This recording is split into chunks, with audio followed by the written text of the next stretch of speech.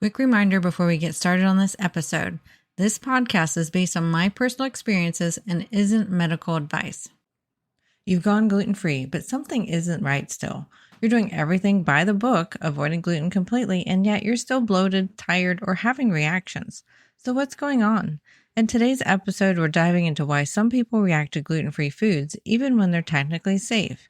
I'll break down common triggers, what to look for on ingredient labels, and how to start figuring out what your body's really trying to tell you. And stick with me to the end because I'll share one of the surprising foods that caused me major symptoms, even though it was technically gluten-free. Let's dive in. Welcome to the Gluten-Free Engineer podcast. I'm your host, Kiri Saunders. In 2011, I was diagnosed with celiac disease, a moment that changed everything. But I was determined not to let it hold me back. With my 2 engineering degrees, I set out to reverse engineer the gluten-free lifestyle, breaking down recipes, safety tips, travel hacks, and everything in between to rebuild a life I love. Whether you have celiac disease, gluten intolerance, or simply choose to live gluten-free, this podcast is for you. Join me each week as we simplify the gluten-free lifestyle, make it fun, and prove that you don't have to miss out on anything. Welcome back to the show. So today we're talking about non-gluten triggers that can mimic gluten symptoms. So there is some really confusing things going on here, and I found this myself, is you remove gluten, but you're still reacting sometimes. It's so frustrating and confusing. There were so many years I thought I got, cross-contaminated or something like that, and it wasn't gluten cross-contamination, I later find out.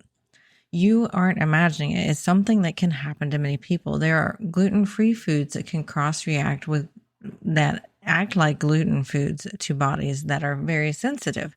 And gluten-free doesn't always mean symptom-free. So we need to figure out, now that you've removed the most irritant likely to your body, which is likely the gluten, because that's usually most people's highest irritant, you might start finding some other foods you're incompatible with.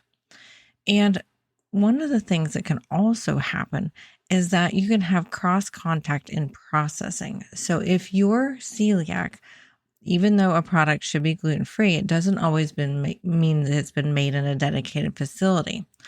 A good example of this is oats. If you're not buying certified gluten-free oats and you're celiac or you're highly gluten sensitive, then you're likely to get issues from cross-contamination on those oats, because oats are generally grown side by side with wheat, and then in the processing, things can get mixed somewhat, and then you can get some gluten in the oats. Also, shared equipment can lead to trace contamination, so you want to watch for the made in facility that processes wheat labels if you are very sensitive or celiac.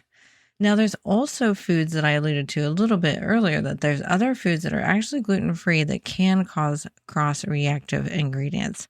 So some gluten-free foods that could cause your body and think it's gluten could be things like corn, oats, even if they're dedicated gluten-free or certified gluten-free, dairy or certain types of dairy, yeast, or certain grains like millet or sorghum. So your immune system may cross-react, which means it's causing inflammation or symptoms similar to gluten exposure whenever you eat these. For myself, I personally cannot eat corn. Unless it's the vegetable version. I can't eat the grain version of corn.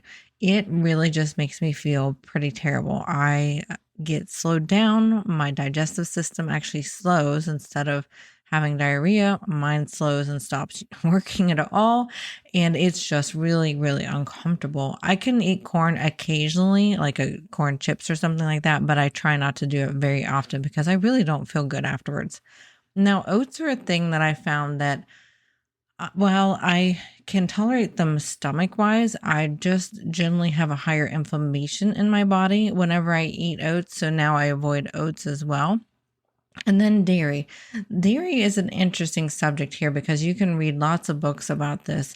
And they say a lot of the modern books say that grass-fed dairy many times is fine for most humans, whereas the non-grass-fed dairy is a lot harder on our systems. Also, they say the A2 cows' milk is much easier on our digestive system than the A1 cows. So if you're one who thinks you can kind of tolerate dairy, but sometimes it bothers you, you might want to consider switching to grass-fed dairy or the A2 cows dairy, because the components in the milk that comes out is different whenever they're grass fed, and also the breed that is the A2 cows.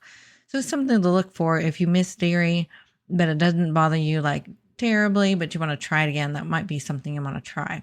And then for me, I actually also cannot tolerate brown rice. Brown rice has the hull still on the outside of it.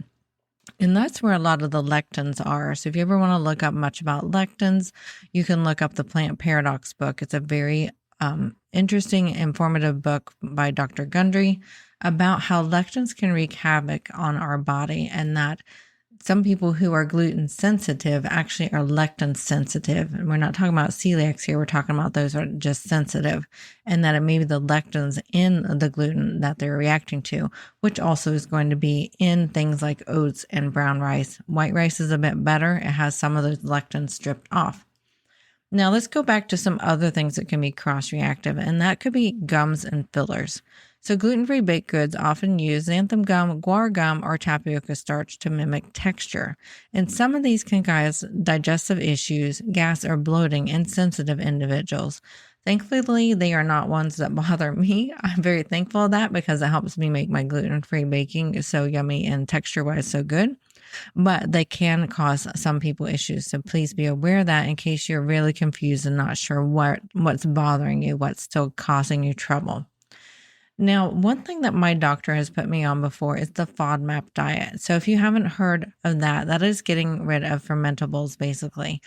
And some gluten-free products are high in FODMAPs like chickpeas, lentils, and inulin-based flours. So if your gut is still healing, these can cause bloating or discomfort, even though they're gluten-free. So I went on a low FODMAP diet for a few weeks. This is a temporary diet. This is to figure out what bothers you.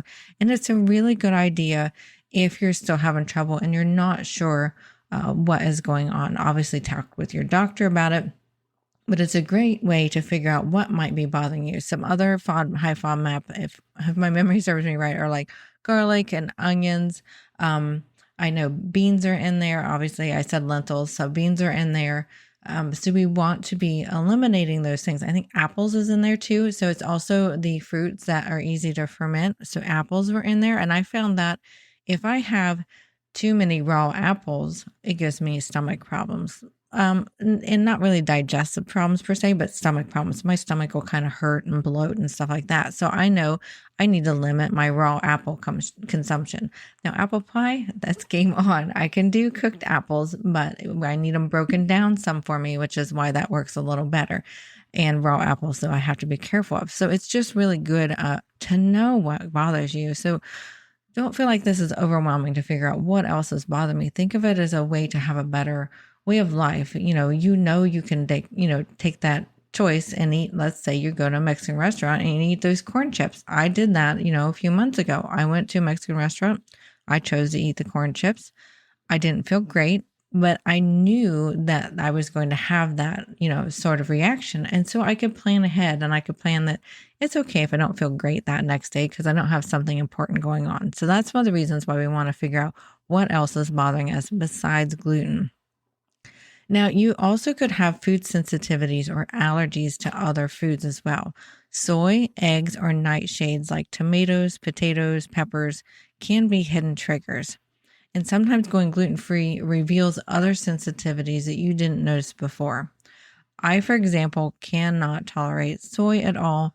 And I used to be able to tolerate really high quality farm-raised eggs that weren't fed soy or gluten, but I'm even having trouble with that now unless it's like in a baked good, because there's different levels of cooking levels for eggs. And if you look this up, there are some people react at different levels of the egg being cooked. So for me, I can take the most cooked egg, which is in a cake, versus like cookies is kind of in between. They're not quite as cooked as they are in a baked cake. So for me, I know I have to be careful how much eggs I eat, especially if I eat cookies. I know I can only have one or two because I know the eggs in them is going to bother me, but now a piece of cake I'm doing much better with. So knowing these things can really help you, like I said, plan ahead and know what to expect with your body. And then a lot of people have trouble with nightshades. It's just a pretty common thing that people don't even realize. And that's part of the reason is that because those vegetables and fruits have lots of lectins in them. So it's kind of coming back to that lectin thing there. And a lot of people don't realize that. So how do we figure out what is causing these other symptoms? So what you can do is keep a simple food and symptom journal for 2 to 3 weeks, keeping in mind that you may not react within hours or even a day. It could be a day or two, but you're going to start to notice patterns if you're doing this for several weeks. Note which brands you're eating, the ingredients are in them, and any patterns you're seeing as you figure out your symptoms. So you can come about this 2 ways. You can try to eliminate one potential trigger at a time, or you can do like I've done before, and I've eliminated all the FODMAP foods all at once and then added in my favorite ones first. For me, that was easier than eliminating one at a time because I feel like it's a little bit more deterministic because you've taken out all potentials and then you put in one, at a time, and you wait, like at least 5 to 7 days in between adding one in so you can tell which one's actually causing issues. And if needed, work with a dietitian or doctor who understands food sensitivities. And I find this can sometimes be hard to find, but many really good dietitians can be really great at this. So then how do we support your healing gut? Because many of us are healing or still healing. I feel like after like over 12 years or so, 13, I've lost track at this point, my gut is still healing. So we want to focus on whole, naturally gluten-free foods for several weeks. We want to limit those processed gluten-free replacements while you reset your gut. And you want to be hydrating enough, and you want to get, if you tolerate it, enough fiber from fruits, vegetables, and safe grains like quinoa or rice. But I will say that some people do have trouble with quinoa, and especially brown rice. They can have trouble with it. And then when I say as much as you can tolerate on fiber, for my body, I don't tolerate certain forms of fiber. So note that. So I tolerate, for example, fiber from vegetables much better than fiber from lentils or grains, even if they're gluten-free grains. And then when you're reintroducing foods one at a time to identify your true triggers, keep a journal of what's going on, your symptoms, and how you feel, and how long it takes for you to react is kind of a good idea to have. And if you love tips like this that you've heard on this podcast, I'd love to have you in our newsletter. Just go ahead on over to theglutenfreeengineer.com and you'll see a link to sign up for our newsletter, as well as lots of recipes. I keep adding more and more each month, and I try to add at least one a week. So then I want to talk to you about that final tip of the gluten-free food that surprised me the most, that really bothers me, which is tomatoes. They are completely and naturally gluten-free, but for me, they cause headaches, they cause congestion, they cause major digestive distress the next day. And once I took them out, my symptoms improved dramatically. Even my underlying allergy symptoms improved dramatically. It was a huge reminder that gluten isn't always the only thing that can make us sick, and that we need to work with our bodies to figure out what is our optimal fuel for us, because we're each different and different foods are going to react differently to us. So here's to figuring out what else might be bothering you so you can feel great again. Thank you for listening to this episode of The Gluten-Free Engineer. If you found value in this story, please share it with someone who might need encouragement on their own gluten-free journey. For more tips, recipes, resources, and even links to my YouTube channel, head on over to theglutenfreeengineer.com. It's your one-stop hub to make gluten-free living simple, fun, and full of flavor. And don't forget to subscribe so you never miss out on an episode. And we will see you next week. The Gluten-Free Engineer podcast is for informational and entertainment purposes only. I share my personal experiences and stories about living with celiac disease and navigating a gluten-free lifestyle. This podcast does not provide medical advice.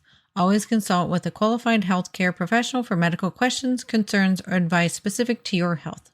Before we continue, I want to invite you to join my free Facebook community, The Gluten-Free Engineer. It's a space where you can connect with others living gluten-free, ask questions, swap tips and recipes, and get support from people who truly get it. Whether you're newly diagnosed or a seasoned gluten-free pro, you'll feel right at home. Just search The Gluten-Free Engineer on Facebook or click the link in the show notes to join. All right, now back to the show.